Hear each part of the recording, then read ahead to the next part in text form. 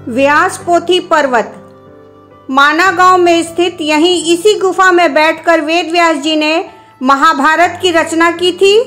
इसी व्यास पर्वत की गुफा में हुई थी। माना गांव मणिभद्रपुरी, चमोली जिला, उत्तराखंड, भारत। और हमारे सनातन धर्म से जुड़ी अन्य कई रोचक जानकारियां आज मैं आप सबों को देने वाली हूं दोस्तों। तो मेरे इस वीडियो में आगे तक बने रहिए दोस्तों, ताकि कोई भी जानकारियां आपसे मिस न हो जाए। तो चलिए बिना लाम लपेट के इस वीडियो को मैं स्टार्ट करती हूं। और वो अन्य कई महत्वपूर्ण जानकारियां जो हमारे ग्रंथों और वेदों से जुड़ी हुई है, वे सब आज मैं आप सबों को देने वाली हूं। नमस्कार दोस्तों, मैं हूं अनीता, आपकी दोस्त, और मेरे YouTube चैनल गोल्डन मोमेंट्स पे आप सबों का बहुत बहुत स्वागत है। दोस्तों, आज इस वक्त मैं माना गांव में मौजूद हूं, जो कि भारत का प्रथम गांव है। लगभग 3200 मीटर की ऊंचाई पर यह गांव बसा हुआ है। माना गांव धार्मिक परंपराओं के अनुसार ये माना जाता है कि पांचों पांडव और द्रौपदी जी अपने स्वर्गारोहण यात्रा के दौरान इसी गांव से होकर गुजरे थे, जिसका सबूत ये भीम पुल है। जी हाँ दोस्तों, ये वही भीम पुल है, इसे आप स्पष्ट देख सकते हैं। यहीं इसी स्थान पर वेद व्यास जी के द्वारा महाभारत और अन्य कई ग्रंथों की रचना हुई थी, और साथ ही साथ 18 पुराणों की रचना भी यहीं पर हुई थी। उसी पोथी पर्वत का दृश्य मेरे इस वीडियो में आप देख पा रहे हैं दोस्तों। इस गांव का मेन अट्रैक्शन है भारत की प्रथम चाय की दुकान, और इसी गांव में मां सरस्वती का उद्गम स्थल भी है। ये सरस्वती मां की मंदिर।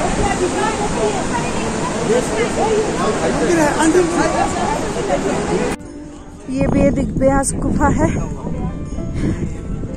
ये व्यास पोथी, इसको व्यास पोथी के नाम से जाना जाता है।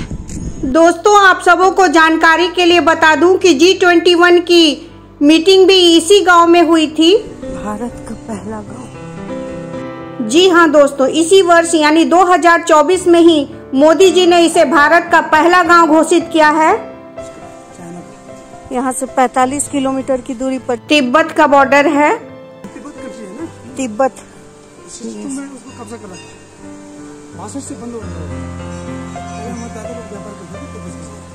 अच्छा, पहले इनके दादा लोग व्यापार करते थे तिब्बत से। इस माना गांव में घूमने और यहाँ के बारे में जानकारियों के लिए हमने एक गाइड रख लिया है, जो हमें इस गांव के विषय में सही जानकारियां देंगे। इस गांव से मात्र 5 किलोमीटर की दूरी पर ही बद्रीनाथ धाम है। ऐसा माना जाता है कि इस गांव में ऐसी अनोखी जड़ी बूटियां पाई जाती हैं, जो कि अन्य विश्व के किसी भी स्थान पर नहीं पाई जाती है। हमारे देश के प्रधानमंत्री मोदी जी के द्वारा इस गांव को चिन्हित कर डेवलप किया गया, और पूरे विश्व पटल पर इस माना गांव का नाम और उसकी ख्याति फैल गई है। अभी थोड़ी ही देर पहले, जैसा कि मैंने आप सबों को बताया कि इसी गांव में G21 की मीटिंग भी हुई थी। इस वीडियो में मेरे द्वारा दी गई जानकारियां आपके किसी काम की हैं या नहीं, हमें कमेंट करके अवश्य बताएं दोस्तों, ताकि हम जैसे छोटे मोटे यूट्यूबर्स को थोड़ा हौसला भी मिल सके। और कोई जानकारियां मुझसे छूट जाए तो हमें कमेंट करके अवश्य बताएं, मुझे बहुत ही खुशी होगी। आप सबों के कमेंट का मुझे बहुत बेसब्री से इंतजार रहेगा दोस्तों। आज मैं उन सभी देशभक्त हिंदुस्तानियों से गुजारिश करूंगी कि आप विदेशों में घूमने के बजाय अपने देश को ही एक्सप्लोर करें।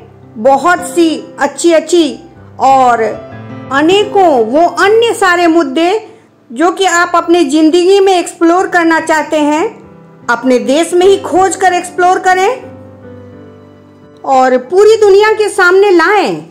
जब पूरी दुनिया हमारे देश को एक्सप्लोर करना चाहती है, तो हम देशवासी अपने देश को एक्सप्लोर नहीं कर सकते हैं। मेरे द्वारा उठाए गए गंभीर सवालों के उत्तर अपने दिल में खोजें दोस्तों। आपको मेरे इन सवालों का आंसर अपने आप मिल जाएगा। आप चाहे किसी भी धर्म में आस्था रखते हो लेकिन देश के प्रति तो आपकी भी जिम्मेदारी बनती है दोस्तों। आप सभी घूमने के नाम पर विदेशों में लाखों लाख खर्च कर देते हैं, कभी अपने देश को भी एक्सप्लोर करें। इस गांव से करीब 5 किलोमीटर की दूरी पर एक खूबसूरत झरना है जिसका नाम है वसुधरा फॉल, और यहाँ से मात्र 24 किलोमीटर की दूरी पर ही चाइना बॉर्डर है। इस माना गांव का यहाँ लोकल मार्केट है। ये यहाँ के लोकल गांव वालों का यही 2 बिजनेस है, उलेन सामान और जड़ी बूटियों की बिक्री करना। जब ठंड के दिनों में बर्फ का मौसम शुरू हो जाता है और बद्रीनाथ धाम के पट 6 महीने के लिए बंद हो जाते हैं, तब यहाँ से ये लोग नीचे की ओर गोपेश्वर चमोली की तरफ आसपास बसे गांव में चले जाते हैं। और बद्रीनाथ धाम के पट खुलने पर ये लोग अपने व्यापार के लिए फिर से वापस आ जाते हैं, क्योंकि यहाँ भी इन लोग का घर है।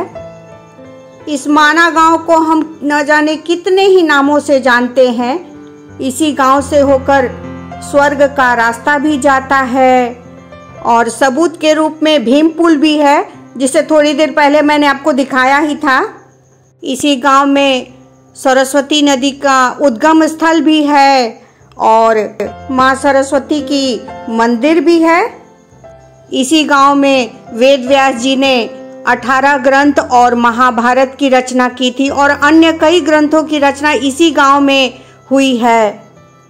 इस गांव में भारत की पहली चाय की दुकान है, जहां पर मैंने भी चाय पी है।